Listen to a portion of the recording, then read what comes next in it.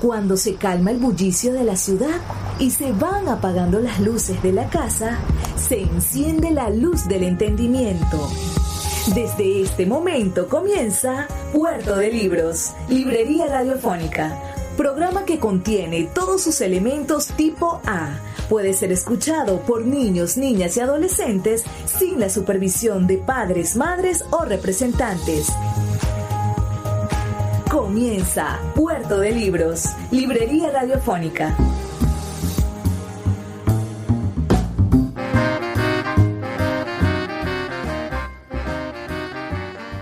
Bienvenidos a Puerto de Libros, Librería Radiofónica. Les habla Luis Peroso Cervantes, quien de lunes a viernes, de 9 a 10 de la noche, trae para ustedes este programa a través de la Red Nacional de Emisoras Radio Fe y Alegría. 21 emisoras conectadas para llevar a sus hogares estos barquitos de papel que llamamos libros, cargados de esperanzas, de ideas, de ilusiones y de vez en cuando de una que otra crítica a la sociedad. Porque solamente leyendo seremos capaces de construir nuestro criterio y con criterio cambiar la realidad que tenemos, esta realidad que es tan pesada todos los días. Hoy en esta emisión número 233, ya son 233 emisiones de Puerto de Libros, Librería Radiofónica. Estaremos conversando con un hombre que hizo eso mismo, que buscó en los libros, en el arte, en la construcción intelectual, en las maravillas del mundo, las herramientas para forjarse tal y como él quiso ser y ofrecernos a nosotros un ejemplo a seguir sólido de integralidad y de un legado intelectual inatrapable. Si alguien me preguntara quién en Venezuela de nuestros escritores vive ya en la consagración como escritor, yo podría decir, el maestro Rafael Cadenas está consagrado en su escritura. La poeta Yolanda Pantín, que la queremos tanto. Que acaba de ganar ese precioso premio García Lorca. Y sin duda de Maracaibo tendríamos que decir Víctor Fuenmayor Ruiz, a quien le damos la bienvenida aquí a Puerto de Libros y le invitamos a que le envíe un saludo a nuestra audiencia. Bueno, mira, un saludo a la audiencia y sobre todo, siendo una radio como Fe y Alegría, a quien me ligan relaciones primeramente cuando hacía los talleres internacionales de expresión y creatividad en Maracaibo. Muchos de los maestros de Fe y Alegría eran enviados incluso por las instituciones y luego grandes amigos que han trabajado en Fe y Alegría en cuestiones de periodismo, como Mónica Marchesi, Alexander Hernández, que en este momento por supuesto no está en el país, pero que seguimos en contacto. Entonces, un saludo a todos los oyentes de este programa y un saludo a ti, Luis, que así como me has alabado, yo creo que eres uno de los jóvenes que más ha trabajado, luchado porque la poesía sea conocida, y lo hace desde dos posiciones: primeramente como poeta tú mismo y segundo como un gestor cultural que hasta con las uñas hace acontecimientos para toda la ciudad y para todo el país, como es el movimiento poético con sus reuniones anuales que mantuviste hasta que pudiste, como se puede decir en Maracucha.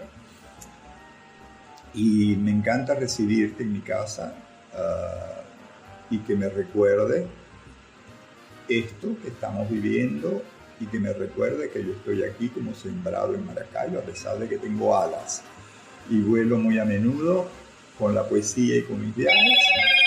Me siento verdaderamente como muy enraizado en Maracaibo. Bueno, Víctor Fuenmayor Ruiz nació en Maracaibo el 3 de enero del año 1940. Es abogado de la Universidad del Zulia y licenciado en letras, con la curiosa nota de que ambas carreras las estudió al mismo tiempo y se graduó en 1963 de ambas carreras. Obtuvo su doctorado en letras en la Sorbona, París. También es doctor en semiología del Alto Instituto de Estudios de París. Fue profesor universitario, bailarín, un punto en el cual quisiéramos detenernos más adelante, y escritor. Y como escritor, bueno, ensayista, crítico, poeta y narrador y dramaturgo. Destacado docente de nuestra Escuela de Letras. Fue director de la Escuela de Letras de la Universidad del Zulia y también fue el introductor de la semiología en nuestra universidad. Recientemente le han rendido un gran homenaje nacional la Asociación de Semiólogos y creemos que es justo reconocerlo de esa manera. La Asociación Internacional, es decir, mundial, en Argentina, en Buenos Aires, hace 2 años se me rindió ese homenaje. Poeta, me gustaría comenzar por esa época en que usted nació, esos años 40. Venezuela, sin que usted lo sepa, viene saliendo del ostracismo, del gomecismo, y usted nace siendo el menor, si mal no recuerdo, de una familia larga. De una larga familia de 2 hermanos. Yo soy el número 11. El primero murió muy joven y es como en la mitología familiar, nació un 24 de diciembre a las 12 de la noche, se le llamó Jesús Salvador y murió muy niño, es decir, no lo conocí, pero es como el protector de la familia, digamos, de alguna manera en los mitos familiares. Y entonces yo soy el número 10 y después va una poeta también, mi hermana emérita, y después va Marina, que son las 2 menores que yo. Y en los momentos soy el único hijo varón de Luz de Fuenmayor, ya está fallecida, fue una pintora extraordinaria que no hizo estudio, fue pintora popular, y de Luis Fuenmayor, quien fue comerciante aquí en Maracaibo, en el tiempo donde los mercados eran supremos en Maracaibo, se conseguía todo, se conseguía desde venado, paulí, lo que uno buscara, ahí estaba. ¿Cuáles son los primeros recuerdos de Víctor Fuenmayor? ¿A qué edad y qué cosas están fijadas en la memoria de usted? Mira, pareciera que el niño siempre tiene una inteligencia espacial. Entonces recuerdo primeramente que nací donde nací, que fue en Vallefríos, con una extensión de patio muy grande, un poco entre lo que es actualmente la avenida 12 y los cerros de la carretera Unión.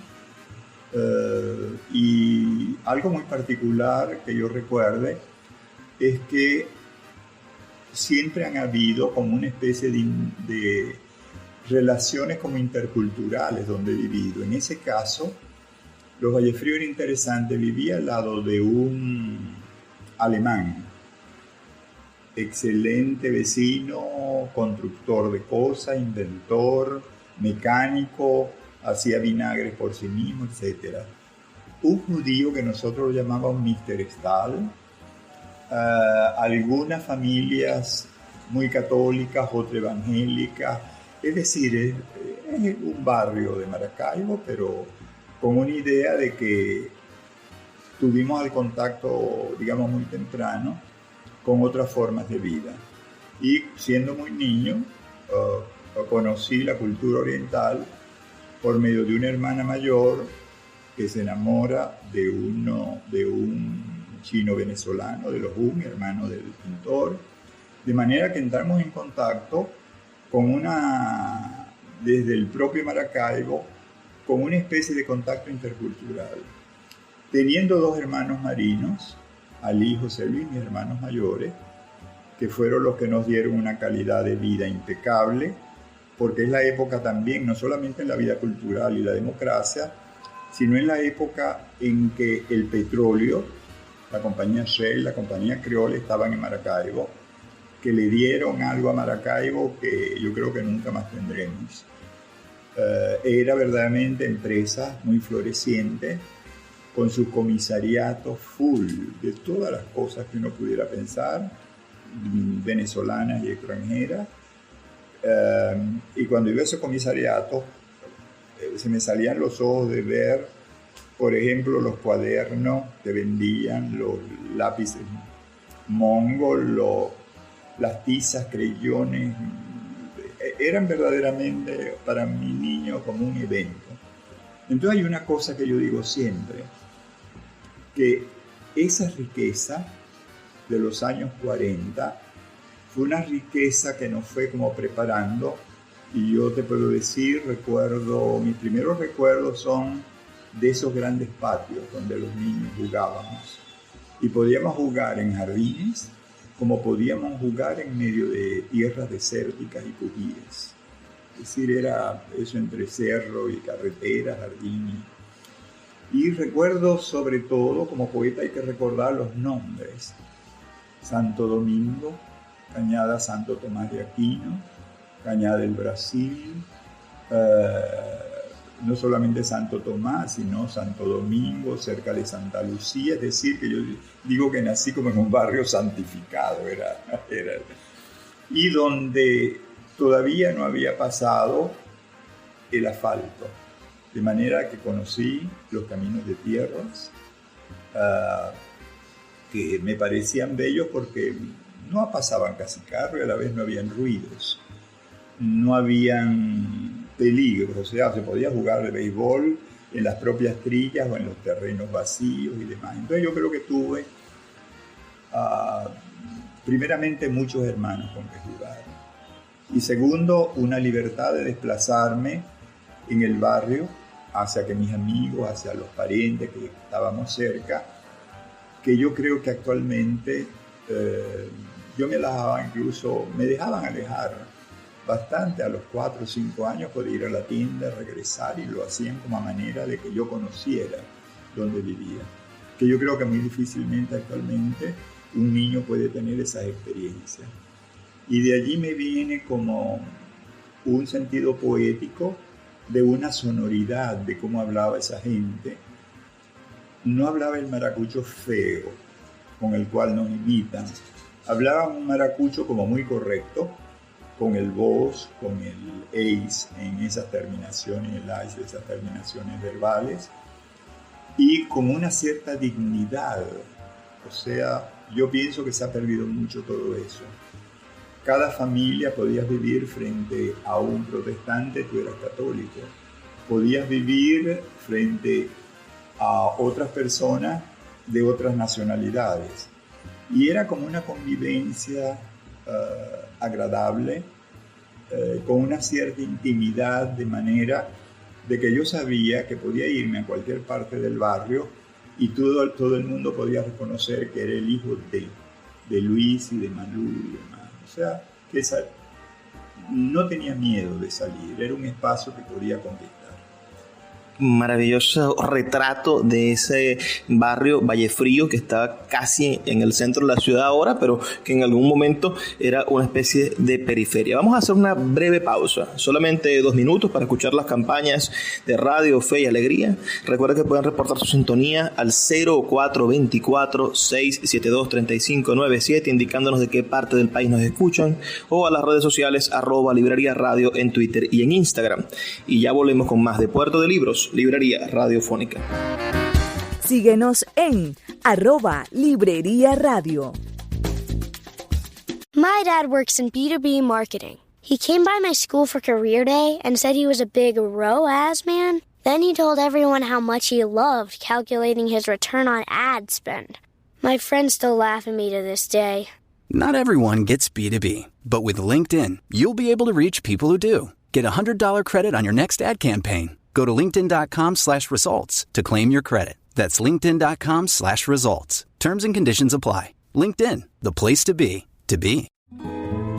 El poeta Luis Peroso Cervantes le acompaña en Puerto de Libros, Librería Radiofónica, por Radio Fe y Alegría, con todas las voces. Seguimos en Puerto de Libros, librería radiofónica. Me encuentro en una de las salas más hermosas que he estado en mi vida. Muy, muy bien decoradas, con grandes, pero de verdad, cuadros de gran formato.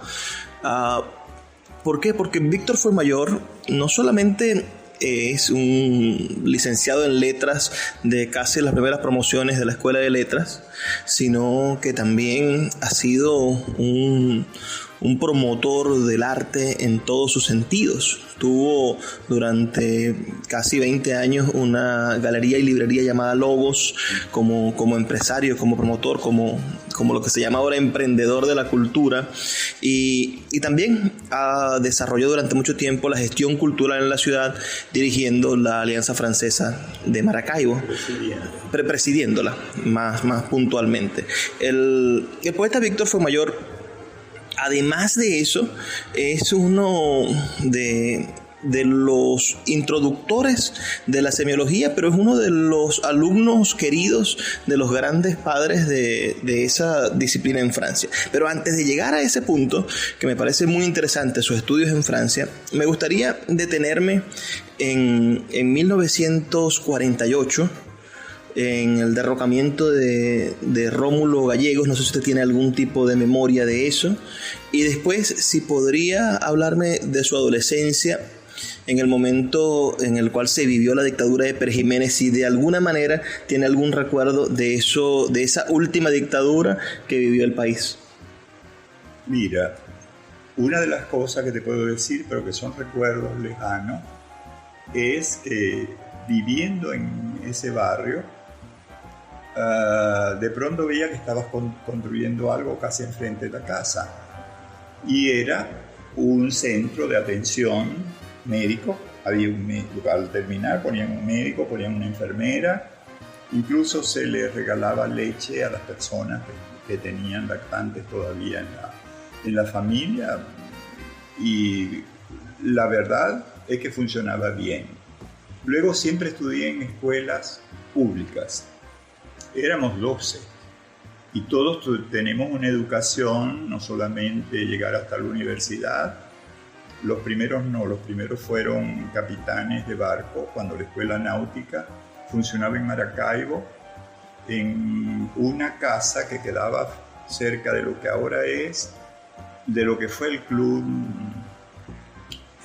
que está ahí, el Club Alianza, por ejemplo. Y esos años, yo creo que fueron años en que hubo primeramente una consolidación de la democracia, hubo una consolidación de la educación. Yo recuerdo que iba a la escuela Maracaibo, la escuela Vicenta Belloso, que estaba en el barrio, me iba a pie, y verdaderamente yo puedo decir de que los maestros eran extraordinarios. No te puedo decir que, por ejemplo, existía la labor de los sábados en que los niños íbamos con gusto, porque no era estudiar, sino, por ejemplo, en el instituto, en la escuela Maracaibo, los alumnos se reunían y ese día era, el que quería bailar podía bailar y mostrar cómo lo hacía, el que quería recitar, hay veces nos leían cuentos. Es decir, eran labores, y yo decía, ¿de dónde sacó esto? ¿De dónde salió esto? Y posiblemente sea porque eran escuelas muy pequeñas, donde el director, las maestras estaban como muy en su conjunto, y hacían como un seguimiento de cada alumno. Yo puedo decir de que, por ejemplo, que actualmente bullying y todo eso, hay veces existía una cierta violencia entre un niño con otro, como siempre, pero eso entre uno, digamos, una pequeña peleita y demás, y eso es todo. No había bullying, no había eso, y después al siguiente día, a lo mejor se habían dado golpes, pero el otro niño te tendía la mano y hasta te quería abrazar, y yo generalmente tendía la mano, pero decía, Es decir, han cambiado tanto las cosas que yo me siento privilegiado de haber nacido en los 40, de haber nacido en una Venezuela que comenzó a construir la democracia. ¿Y qué pasó con lo de Rómulo Gallegos? Yo de lo que recuerdo era muy pequeño y ya estaba en la escuela, ya estaba escolarizado, pero fue primeramente que nos oíamos sonidos que, según mi madre y los mayores, eran de balas. Y ellos decían que se estaban cruzando balas entre los cuarteles, o sea, estaba el cuartel Libertador y estaba el otro cuartel en la Avenida del Milagro. Entonces nos metían debajo de las camas. O sea, cuidado con salir, nos metían debajo de los colchones y demás. Eso es una idea así que me viene de, no sé si fue una tarde y demás, donde se sintió eso. Y la dictadura de Pérez Jiménez fue, desde un cierto de vista familiar, a pesar de que no había ningún político en la familia, lo podemos ver de una manera como muy ambigua. Primeramente, lo que fue los barcos de la Gran Colombiana y demás, le dieron al comercio internacional y a mis hermanos que eran capitanes grandes oportunidades. Incluso habían sumamente cursos continuos en la escuela náutica que fueron tomando. Pudieron salir a recibir barcos, mis hermanos, han debido ser muy buenos capitanes, porque los enviaron uno una vez a Holanda a ver la construcción de un barco y traerlo a Venezuela. Otro llegó hasta el Japón, que también ya en ese tiempo estaba en construcción. Pero tuvimos también una experiencia muy dolorosa. Antes de la caída de Pérez Jiménez, hubo un hermano que estudiaba economía en Caracas y ya estaba casi a punto de graduarse. Ya había, digamos, comenzado el régimen a detener mucha gente, se sabía que había una junta patriótica y en una de las manifestaciones caraqueñas fue apresado. Él se llama Juvenal, fue el mayor Ruiz. Fue apresado, se hizo lo imposible para ver qué pasaba y verdaderamente no era posible.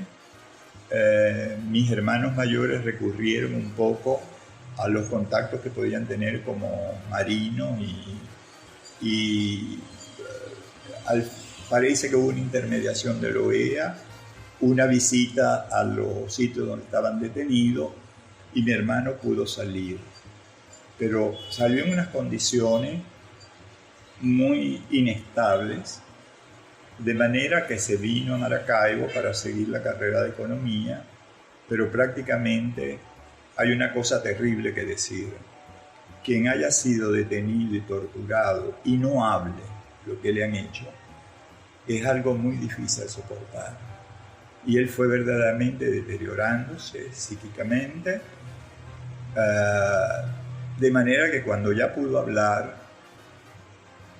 no habían, digamos, los avances que en Venezuela podían tener, no habían todavía psicoanalistas, eran las curas normales psiquiátricas, donde no siempre curan, sino que hay veces condenan al individuo a perder muchas facultades.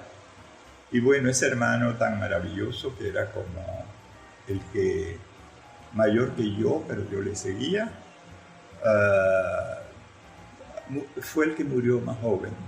O sea, y eso queda la idea que las dictaduras producen muertes, y producen muertes no directamente, sino hiriendo a uno de la familia, sometiéndolo a castigos crueles, en el cual no solamente él queda implicado, sino que toda la familia queda como también implicada en eso. Y no éramos políticos, no éramos adecos, no éramos copellanos, nunca lo hemos sido. Y sin embargo, las dictaduras son así, no ven. Y una de las cosas que te puedo decir, para aquellos que piensen que qué haremos después, que vi también la dictadura de Pérez Jiménez. Y de un día para otro, lo que reconstruyó este país rápidamente fue un cambio educativo extraordinario. Recuerden ustedes todos los profesores extranjeros contratados que estaban en el Liceo Aral, en el Liceo Don Pérez, en países que tenían muy buena educación en esos momentos. como Argentina, como Uruguay, como México.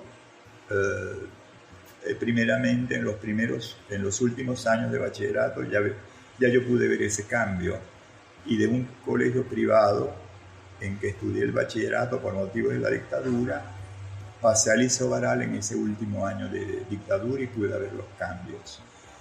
Y yo pensaba que después de esa experiencia de Pérez Jiménez y del mal criticado puntofijismo, yo creía que nunca volvería a ver un país peor, un país más cruelmente sometido, un país donde yo creo que si mi hermano sufrió, los nuevos que han entrado en ese mismo proceso de detener y de ser torturados y mantenidos, yo tengo piedad primeramente por todos ellos, y más aún por las familias. Las familias sufren más.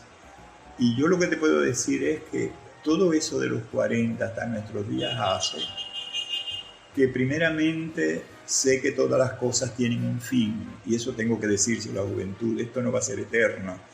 Esto cualquier día para otro hay ese cambio en que el dictador puede salir con la maleta de dólares o con los diamantes metidos a donde él quiera metérselo, pero que un pueblo que ya conoció, aunque sea de otras generaciones, pues ya tenemos más de 20 años, hay 2 generaciones sometidas, siempre puede reconstruirse.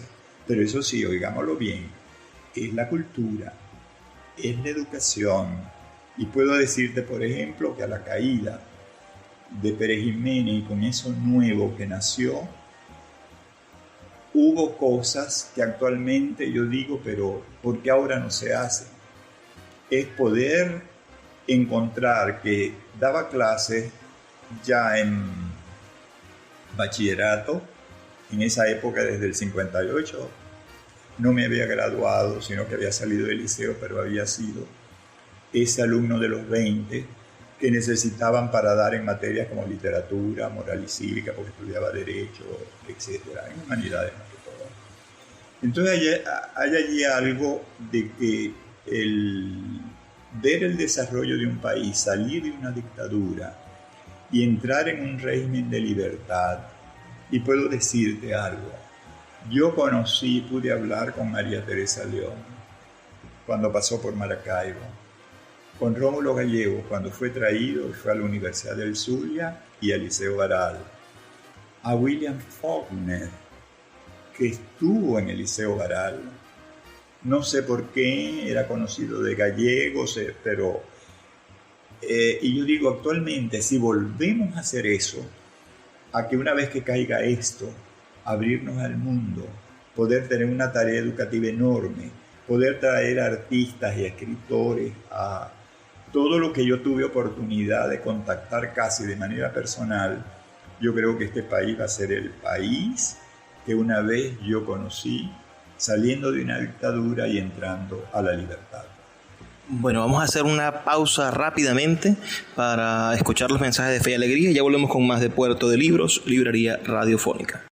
Want to teach your kids financial literacy, but not sure where to start? Greenlight can help. With Greenlight, parents can keep an eye on kids' spending and saving, while kids and teens use a card of their own to build money confidence. As a parent, you can send instant money transfers, set up chores, automate allowance, and more. It's a convenient way to run your household, customized to your family's needs, and the easy way to raise financially smart kids. Get started with Greenlight today and get your first month free at greenlight.com/Spotify. El poeta Luis Peroso Cervantes le acompaña en Puerto de Libros, Librería Radiofónica, por Radio Fe y Alegría, con todas las voces.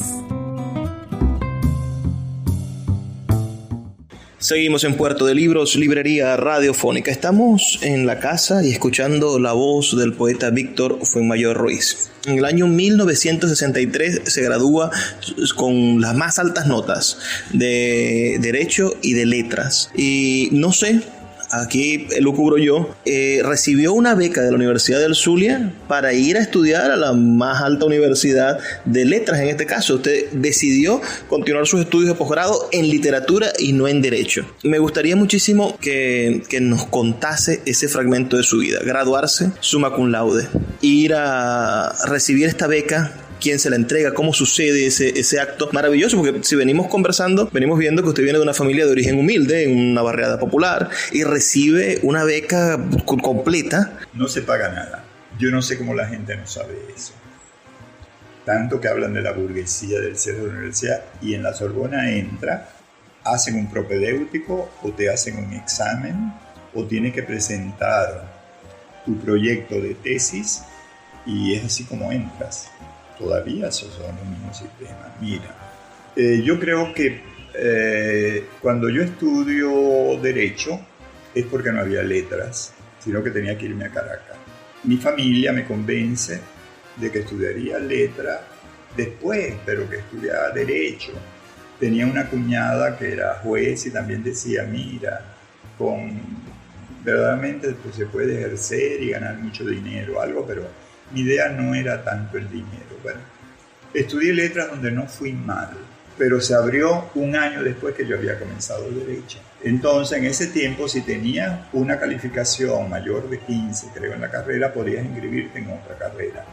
Entonces, yo hice de día Derecho, de noche Letras, y entre tanto daba clases en el Liceo Udón Pérez.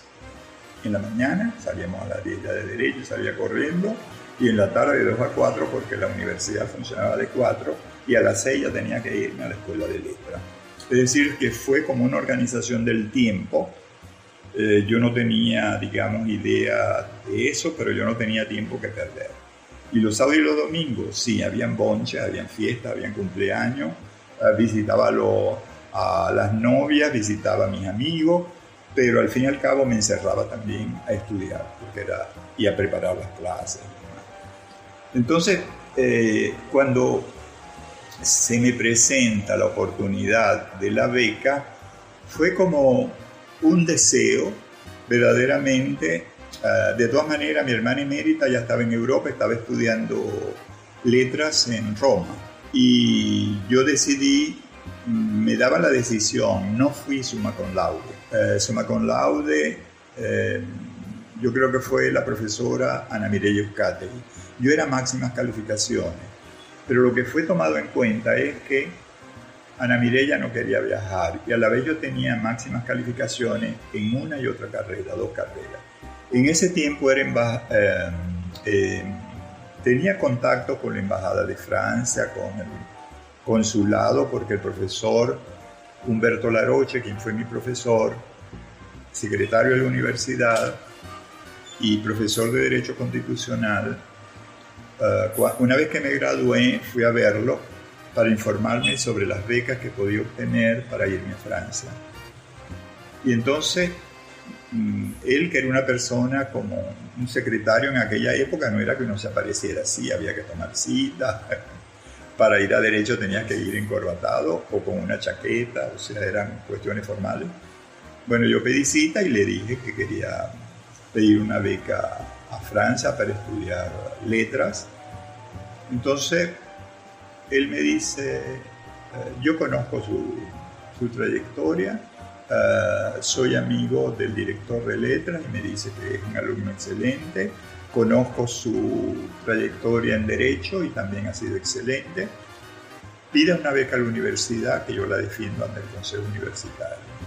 Entonces, prácticamente, yo me gradué en julio, se me aprueba la beca inmediatamente y ya en septiembre tengo que preparar viaje.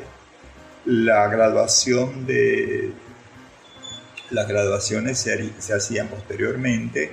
La de Derecho era casi en octubre, donde ya yo tenía que estar en la Sorbona. Me gradué por secretaría, hice inmediatamente mi viaje sin ejercer el Derecho, con toda mi visión de entrar en una universidad como la Sorbona.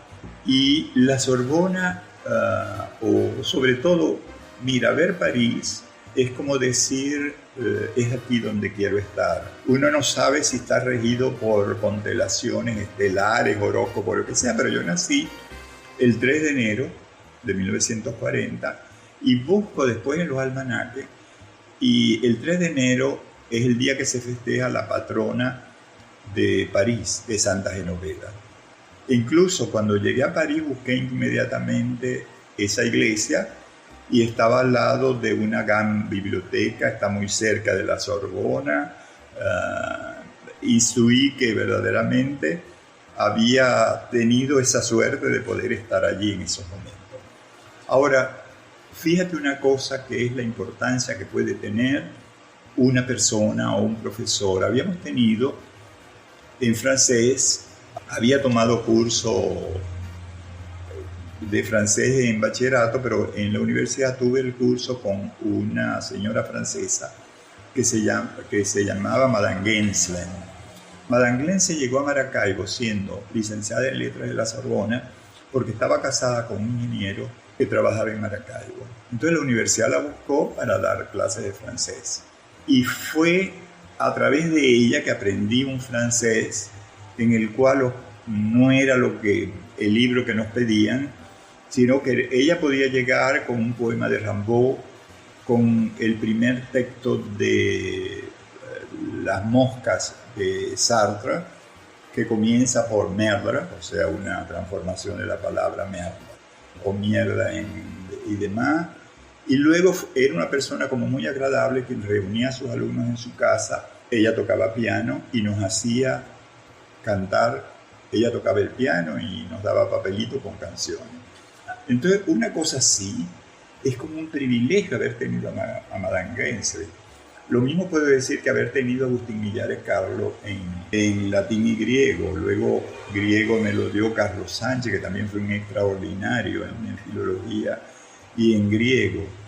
Es decir que yo creo que está lo de irme a París, seguir en París, y es allí donde sucede algo muy personal, que yo fui para hacer mi doctorado en literatura española, pero yo creo que yo soy tremendo intelectualmente, quizás no en la vida, pero sí intelectualmente.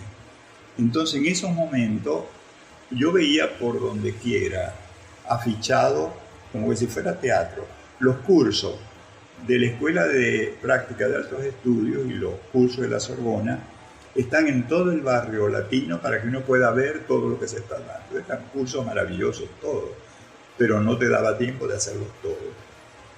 Y en esos cursos estaba entonces los cursos de Barthes, los cursos de Frank Castell, los cursos de Goldman. Tenía solamente 2 seminarios de doctorado que hacer, de manera que habiendo salido de un régimen tan fuerte, de tantas actividades que tenía en Maracaibo, me gustó tomar cursos, los que yo quisiera, y iba y oía algunos cursos. Algunos los seguí permanentemente. El que más seguí fue el de Barthes, que en ese momento no era tan conocido, y el de Lucien Goldman. Después seguí por 2 años el de Pierre Van Castel, Sociología del Arte.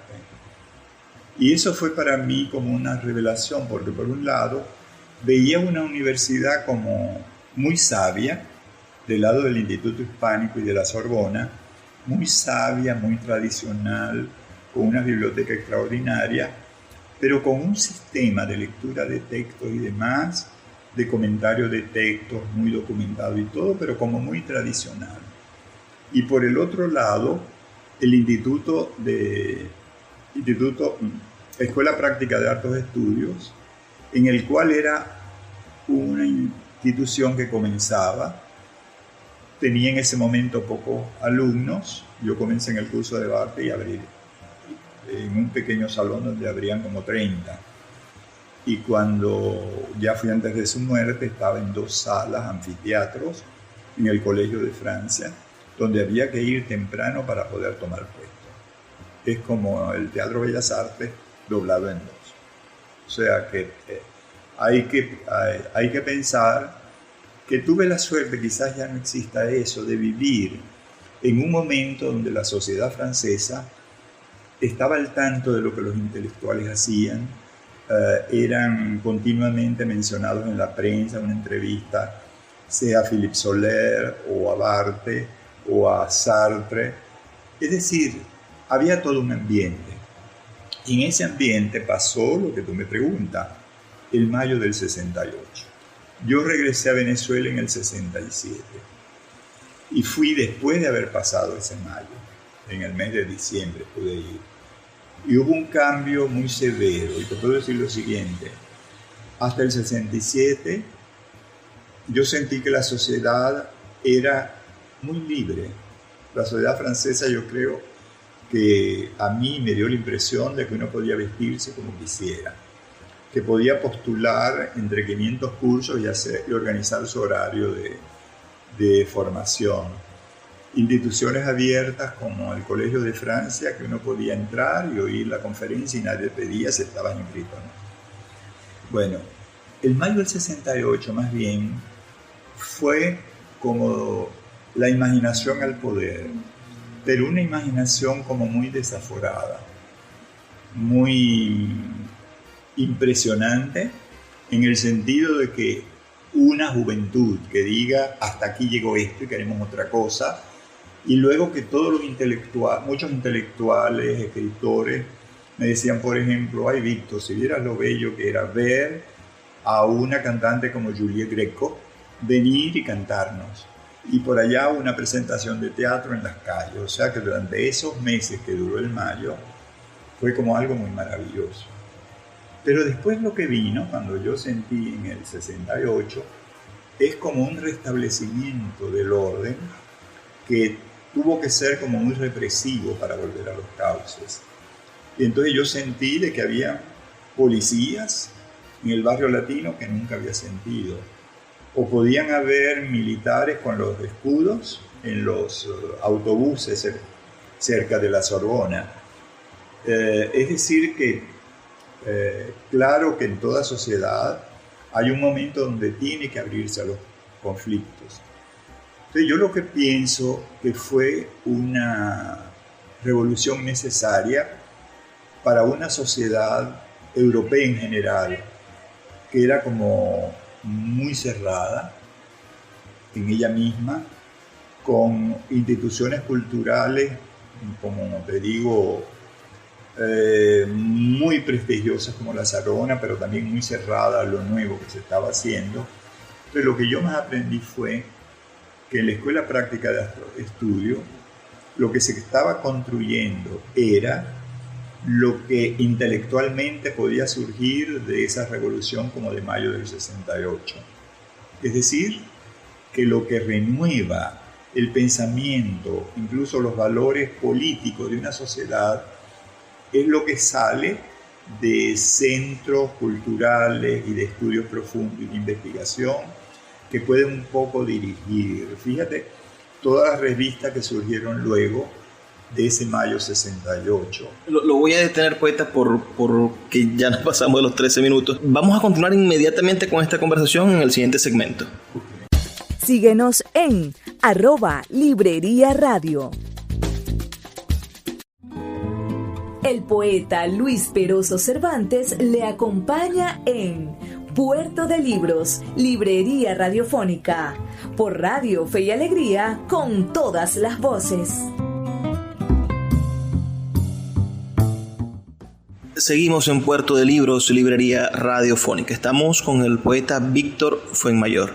Poeta, me estaba pintando ese hermoso proceso del mayo francés y la vuelta al orden. A mí me gustaría que continúe por esa vía, pero que me hable de... Alguna vez le escuché a alguien decir que usted fue el alumno predilecto de Roland Barthes.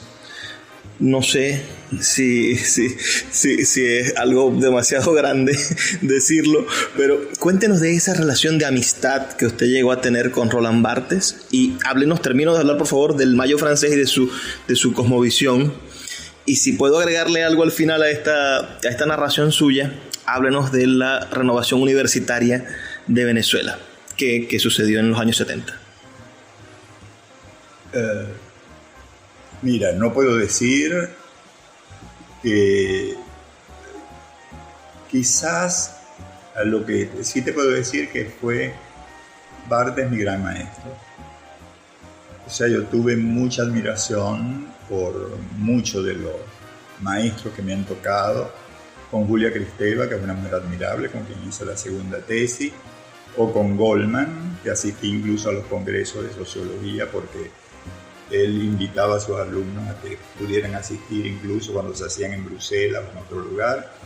Pero verdaderamente Barthes fue un caso muy particular. Primeramente, Barthes no era doctor de la Sorbona, sino que por reconocimiento fue llegando a lo que fue. Y no pudo ser doctor en la Sorbona porque sufría de tuberculosis. Y entonces hay esa relación que teníamos.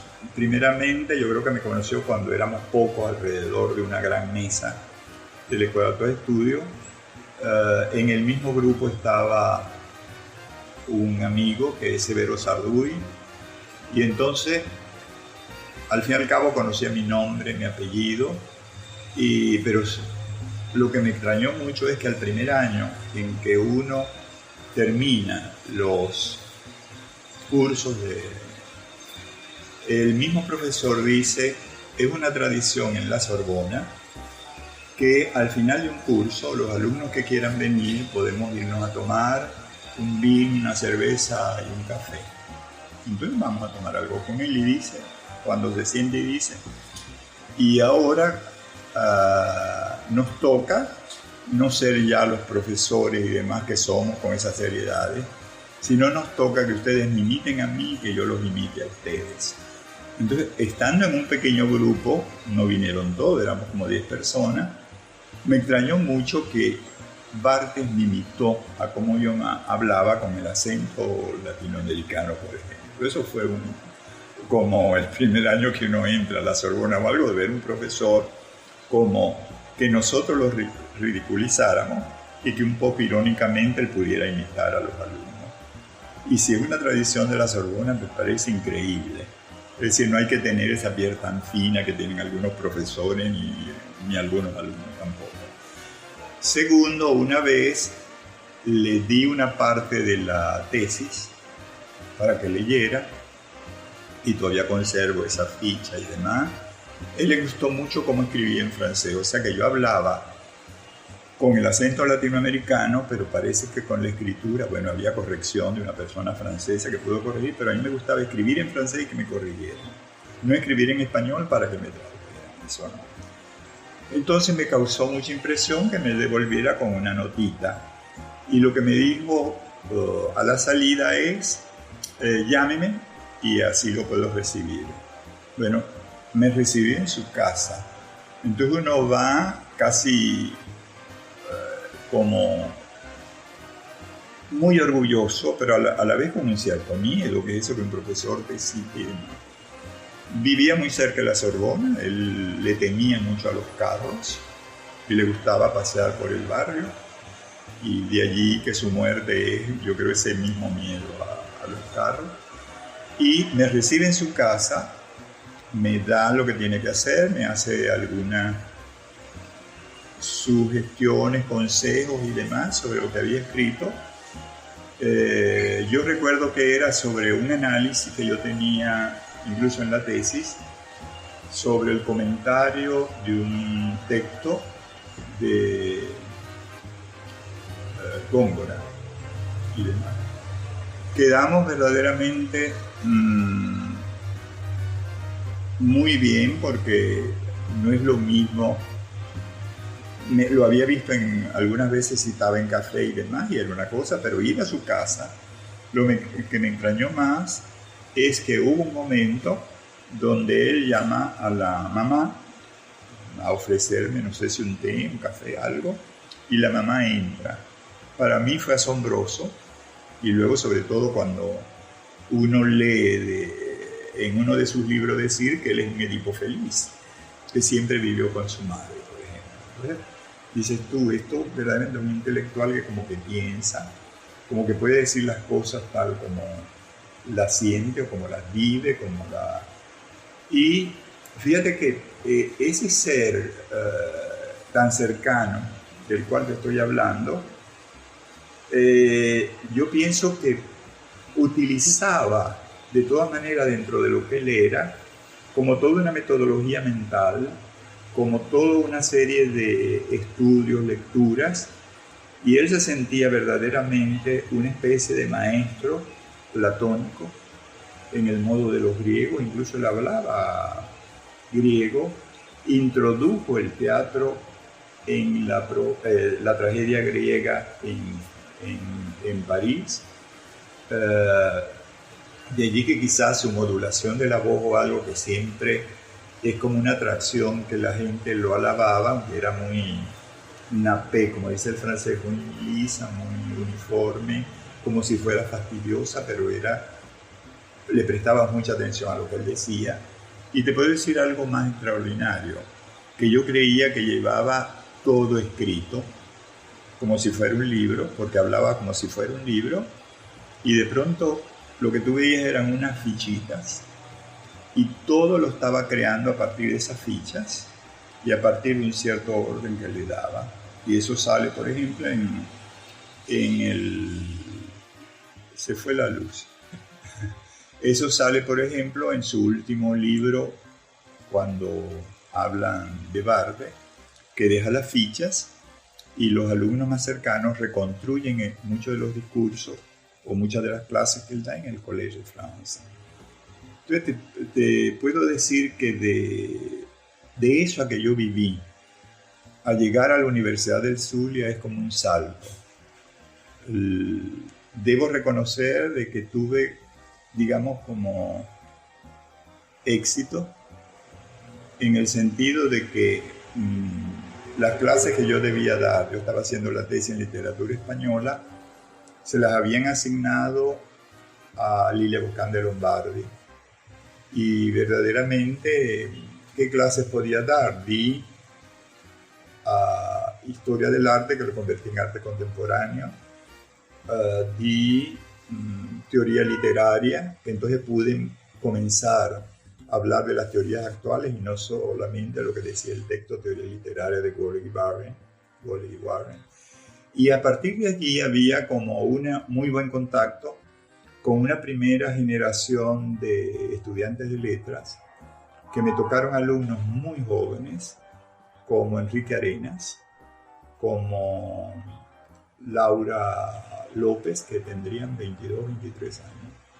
Y a la vez personas de bastante edad, como Alfonso Bonocore, quien había sido mi profesor y demás en clase de francés, y que ahora yo era su profesor, o el profesor Juan Gregorio Rodríguez, quien era ya un señor profesor también en español.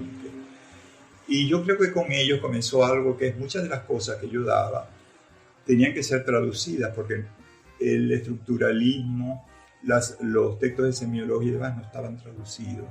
Entonces yo prestaba de mis libros y ellos se reunían en grupo. Bueno, Core era un perfecto traductor y reconstruían un poco del cual todo eso que estaba hablando. Entonces yo quizás deba a esas primeras generaciones que me sufrieron de que la gente me conociera. Luego vino otra generación donde estaba, y se lo agradezco mucho, a José Enrique Finol, Inés Gullán Rodedowski, ¿cómo se llama la otra semióloga de la Yugoslava? Bueno, un lapsus.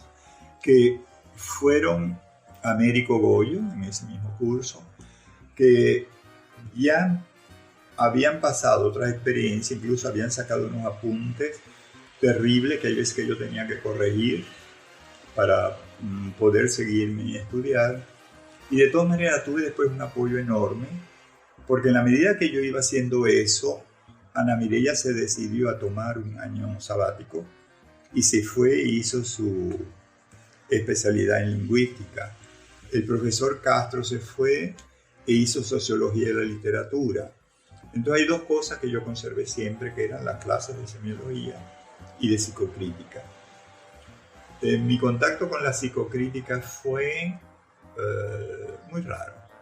Por un lado está un aspecto que me interesaba lo que era el inconsciente, lo que se había movido en mi hermano como para que cambiara tanto después de eso, y quise informar qué era eso, que era el inconsciente. No es lo mismo estar estudiando solamente lingüística, solamente semiología, sino que en esa época los propios profesores, por ejemplo, Barde me dijo, vaya a ver a Barthes, vaya a ver a... Es decir, es una labor de integración de varias disciplinas. Entonces a mí me resultó excelente asistir a los cursos de Levi Strauss, que los daba en la misma escuela, los de Jacques Lacan, que lo daba en la Facultad de Derecho, muy cerca de la Sorbona, y a la vez tener contacto con una persona que yo creo que fue como una dama ideal, una novia y compañera ideal, que es una francesa, no digo su nombre, pero está casada y me entiendo muy bien con ella y su marido, que era psicoanalista. Y sucedió algo que para los psicoanalistas de la época de los años 70, para ellos Lacan era incomprensible porque no te habían estudiado lingüística. Y para mí Lacan era incomprensible porque no venía del campo de la psicología. Entonces, primeramente con una relación afectiva francesa y luego pasando por una admiración intelectual porque era una mujer también admirable que daba clase incluso en la Facultad de Psicología, pero que asistía a los cursos de Lacan, que es actualmente una gran psicoanalista. Puedo decirte que mi aprendizaje parisino, tal como te lo estoy contando, es primeramente un amor enorme y un afecto enorme por todas esas personas que fueron mis maestros, que fueron mis acompañantes en esa aventura. O sea, para mí no fue un trauma. El trauma fue el aprendizaje de la lengua, pero que lo superé muy rápidamente, como toda lengua segunda. Bueno, como ustedes saben, ya hemos cumplido el programa de esta noche. Yo le voy a pedir permiso al poeta para que nos acompañe el día de mañana en el siguiente programa también y podamos terminar, porque me interesa mucho que nos cuente su experiencia como bailarín, porque eso no está muy bien registrado. Así que pueden reparar su sintonía. Recuerden sus comentarios al 0424-672-3597. Nos escuchamos el día de mañana con el resto de esta maravillosa entrevista con el poeta Víctor Fuenmayor Ruiz. Por favor, sean felices, lean poesía.